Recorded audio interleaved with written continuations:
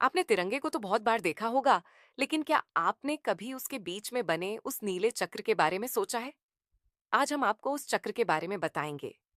उससे पहले चैनल को सब्सक्राइब कर ले और वीडियो को लाइक कर दीजिए। उस चक्र का नाम है अशोक चक्र। एक ऐसा प्रतीक जो सिर्फ एक डिजाइन नहीं, बल्कि एक पूरा दर्शन है। इसका नाम अशोक क्यों है? इसका जवाब जानने के लिए हमें चलना होगा 2339 साल पीछे, इतिहास की ओर। सम्राट अशोक का युग यह उस समय की बात है जब भारत पर मौर्य वंश का शासन था और सम्राट अशोक पूरे भारतवर्ष के एकमात्र शासक बन चुके थे।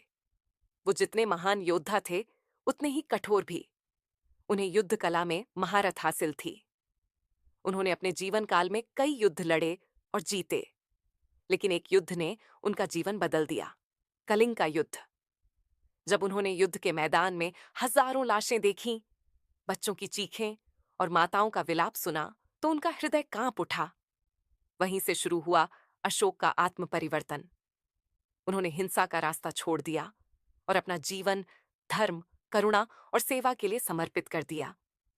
धर्मचक्र का जन्म सम्राट अशोक ने सारनाथ में एक स्तंभ बनवाया, जिसे आज हम लायन कैपिटल ऑफ अशोक कहते हैं। उस स्तंभ के नीचे बना था एक घूमता हुआ चक्र, जिसे कहा गया धर्मचक्र। ये चक्र हमें याद दिलाता है कि जीवन कभी नहीं रुकता, समय चलता रहता है। हमें भी चलते रहना चाहिए, धर्म और कर्तव्य के मार्ग पर। तिरंगे में अशोक चक्र 1947 में जब भारत आजाद हुआ, तो हमारे राष्ट्रध्वज तिरंगे के बीच के सफेद पट्टे में अशोक चक्र को स्थान दिया गया। ये बताने के लिए कि हमारा देश न केवल आजाद है, बल्कि वह सत्य, अहिंसा और कर्म के मार्ग पर चलता रहेगा।